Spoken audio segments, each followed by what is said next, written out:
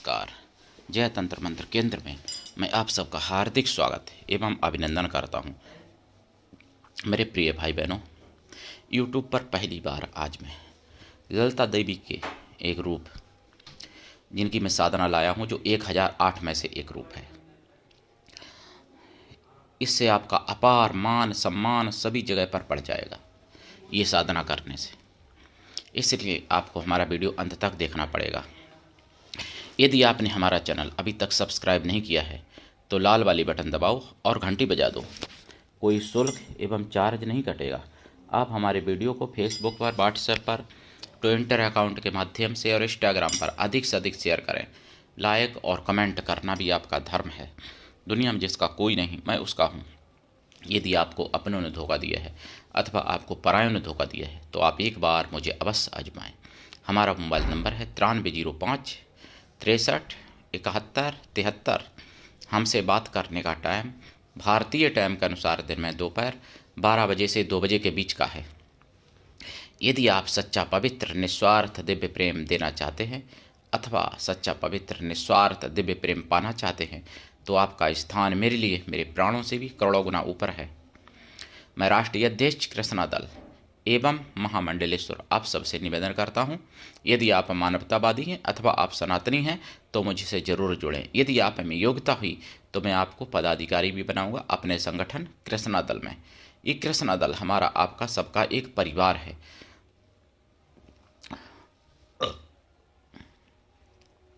आप देश विदेश में, विश्व के किसी भी कोने में रहते हैं, किसी जाति धर्म से हैं, कोई दिक्कत नहीं। आप हमारे दिए हुए ज्ञान से भरपूर लाभ उठा सकते हैं। मेरे प्रिय भाई बहनों, ये साधना ललिता देवी का एक रूप, एक नाम लोपामुद्रा अर्चिता, जिनकी मैं साधना लाया हूँ, जिनकी लोपामुद्रा ने पूजा की है, जिनकी हमारे परम पूज्य भगवान अगस्त ऋषि महाराज, जिनकी पत्नी लक्ष्मी स्वरूपा भगवती लोपामुद्रा माता, जिन्होंने पूजा की है और उन्होंने सब कुछ प्राप्त किया इनकी साधना से। ऐसी मैं आपको आज साधना बताने जा रहा हूँ, लेकिन उससे पहले मैं कुछ ज़रूरी बातें आपको बताना चाहता हूँ। भारत में तो लोग गजबाज हिंद करना चाहते, मुसलमान लोग, और इराक में, मतलब ईरान में, इराक तो अलग है, ईरान में तो मुसलमानों ने, कई मुसलमानों ने, हजारों लाखों मुसलमानों ने इस्लाम छोड़ दिया और पेरिसियन अपने को लिखने लगे नाम के आगे। पहले पेरिसिया था ना वो देश, सब पेरिसी लोग रहते थे वहाँ पर। जब आतंक हुआ तो फिर इस्लामिक देश बना।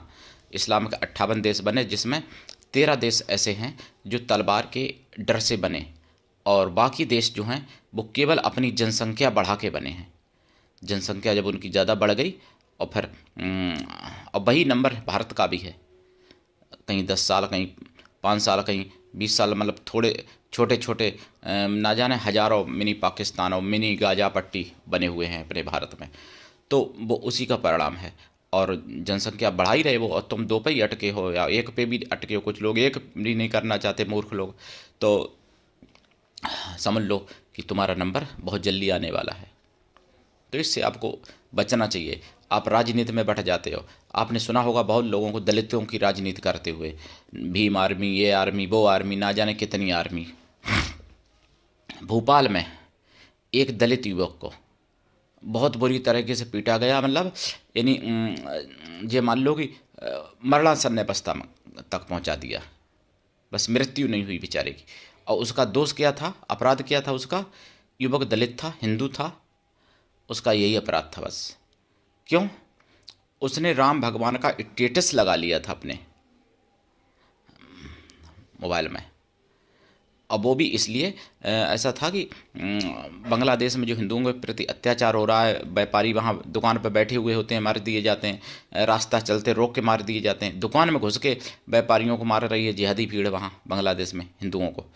तो उसी के विरोध में कहीं भगवान राम का स्टेटस सबने लगाया होगा। और राम का स्टेटस कोई ऐसा नहीं लगाया था कि मार काट या जी भी, और मार काट भी करें तो रावण की करी थी ना, तब मुसलमान तो थे नहीं उस समय, तो इनको क्या चिढ़ है। लेकिन केवल इसलिए उसको मारा पीटा युवक को कि वो दलित था, हिंदू था और राम भगवान के स्टेटस लगाया था। अब ये बताइए, जो भीम आर्मी या फलाने आर्मी, ढिपाके आर्मी, ना जाने कितने आर्मी, ये मुसलमानों को तो कुछ नहीं बोलते हैं। हिंदुओं के लिए कहें कि कहीं ब्राह्मणों की बुराई, तो कहीं ठाकुरों की बुराई, कहीं वैश्यों की बुराई। अब जिसने जो जिहादी हैं, या क्या ये क्या तुम्हारे जीजा हैं कि तुम्हारे बाप हैं? ये बताइए। ये पूछना चाहिए, दलितों को भी पूछना चाहिए, दलितों के ठेकेदारों से, कि ये जिहादी लोग जो हमको मार रहे हैं, ये तुम्हारे बाप हैं या जीजा हैं जिनका पक्ष तुम लेने के लिए तैयार हो, इसलिए हम उनके विरुद्ध कुछ नहीं बोलते हो, उसके विरुद्ध बोलने से डरते हो? ये बात पूछनी चाहिए। भोपाल में हुआ है, डबल इंजन यहाँ भी है, ध्यान रखना, डबल इंजन की सरकार है वहाँ भी। सरकारें कुछ नहीं करेंगी, करना आपको ही पड़ेगा, अपनी लड़ाई खुद लड़नी पड़ेगी आपको, ऐसे समझ लो। आप अगर भूखे बैठे रहो, भोजन ना बनाओ, सरकार तुमको रोटियां बना के नहीं खिलाने आ जाएगी। भाई राशन दे रही है, ये बहुत है तुमको, सरकार मकान बना के दे रही, गैस दे रही, बस यही करेगी ना सरकार। सड़कें दे रही, सूर्य ऊर्जा दे रही है, और बहुत सी चीज़ें दे रही सरकार, भी यही करेगी।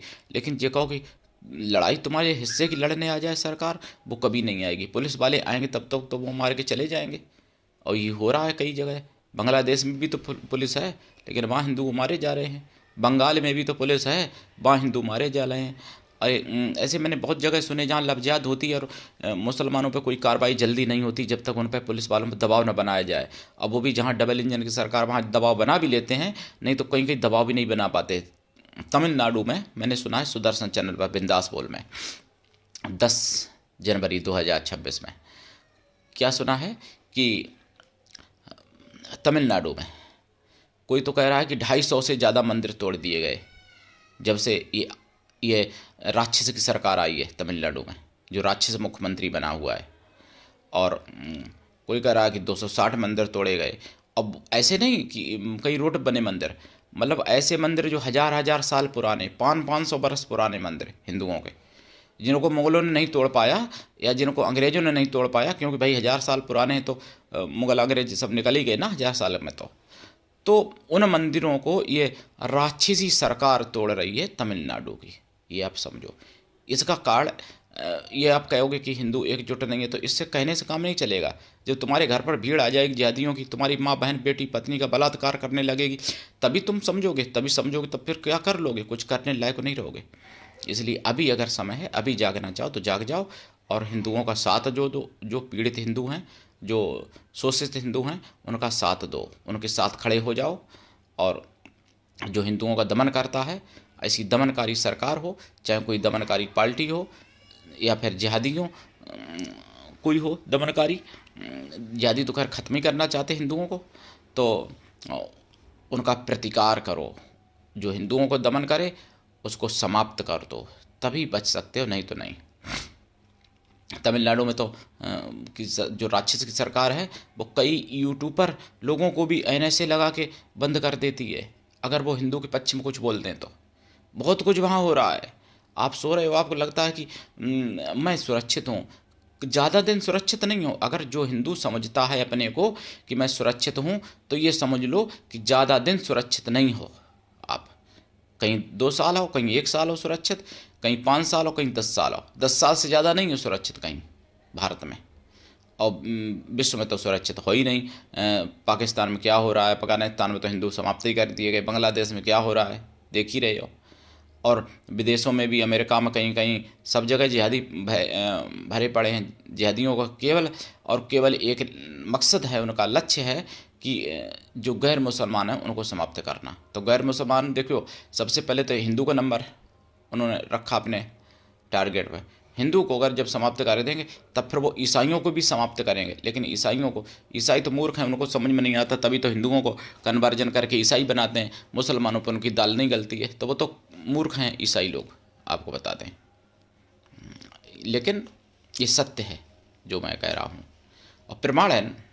आप बांग्लादेश में छोड़िए, बांग्लादेश में हालांकि ईसाइयों का भी कत्लेआम हुआ है, ऐसा नहीं कि नहीं हुआ है, लेकिन हम कह रहे अफगानिस्तान में कितने ईसाई बचे, अफगानिस्तान में कितने ईसाई बचे, कितने हिंदू बचे वहाँ पर।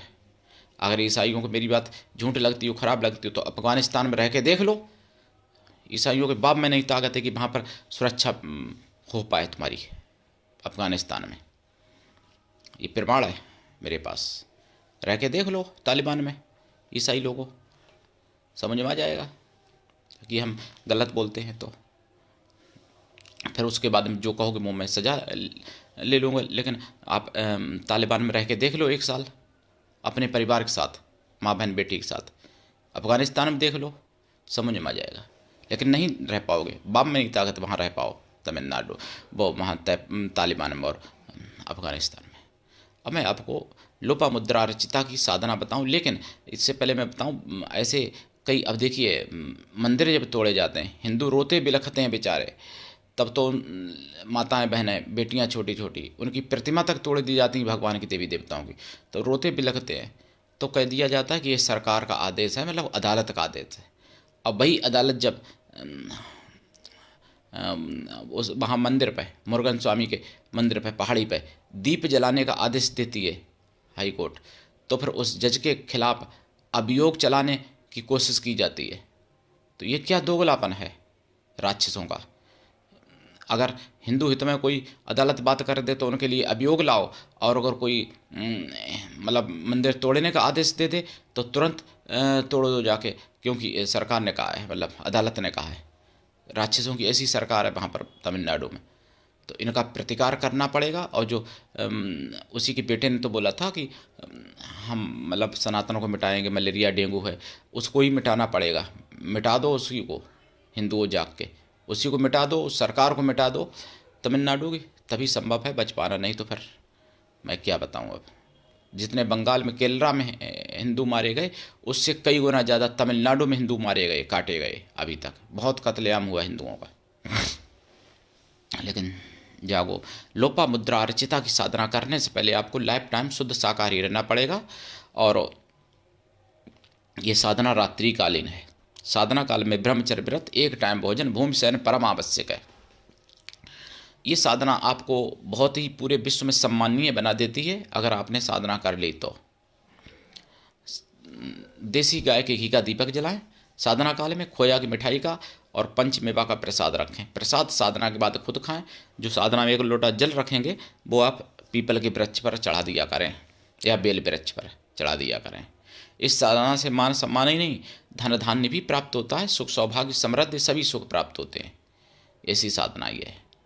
मंत्र भी बता दूंगा अगर ऐसी बात है, लेकिन दीक्षा लेके करोगे तभी सफल होगा, ध्यान रखना। दीक्षा ऐसे गुरु से लेनी चाहिए जो शिष्य से कुछ भी ना ले, शिष्य भी ऐसा हो गुरु को सब कुछ दे, गुरु पर पूर्ण विश्वास करे, गुरु के लिए समर्पित रहे। और गुरु ऐसा हो जिससे अपने मन की सारी बात कह सको, अपना सुख दुख भला बुरा पाप पुण्य सब कुछ बता सको, ऐसा गुरु होना चाहिए। मैंने जो सुदर्शन चैनल पर सुना है तमिलनाडु के बारे में, ईरान के बारे में या अन्य अन्य जगहों के बारे में, तो इतना ज़्यादा तो मैं बता नहीं सकता। इसलिए आप सबको सुदर्शन चैनल सुनना चाहिए, देखना चाहिए। इकलौता टीवी चैनल है सुदर्शन चैनल जो मतलब देश हित की बात और सच्ची खबरें बताता है। नहीं तो सब फिर भाई मैं क्या बताऊँ अब। तो आप जो जाप करेंगे, जाप का दशांश हवन करें। हाँ, इसमें लाल आसन या काला आसन, माला लाल चंदन या रुद्राक्ष या लाल हकीक, दशांश हवन करें। हवन का दशांश तर्पण करें, तर्पण का दशांश मार्जन करें, मार्जन का दशांश पवित्र ब्राह्मण पतिव्रता स्वासिनी स्त्रियों को भोजन करा दें अथवा पवित्र ब्राह्मण कन्याओं को भोजन करा दें। कन्या या स्त्रियां किसी भी जाति वर्ग की हो सकती हैं भोजन कराने के लिए, लेकिन मन से तन से पवित्र हों एवं शुद्ध शाकाहारी हों और जाप करें। मंत्र इनका ओम लम लोम ललिता देवी लोपामुद्रे अर्चिते हुम फट। दूसरा ओम लोम लम लोपामुद्रा अर्चिताय मम यशो देहि देहि हुम फट। इस तरीके से मंत्र है और बहुत से मंत्र हैं। तो साधना करिए, लाभ उठाइए। आप सबका चैनल अकेले हमारा नहीं है, सनातन धर्म का चैनल है, इसलिए सनातन धर्म की आवाज़ है, इसलिए जन जन तक पहुंचाइए, जागते रहिए और दूसरों को जगाइए। आज के लिए इतना ही, धन्यवाद। जय ललिता माता की, जय श्री राम, हर हर महादेव, वंदे मातरम, जय सनातन, जय हिंदू राष्ट्र।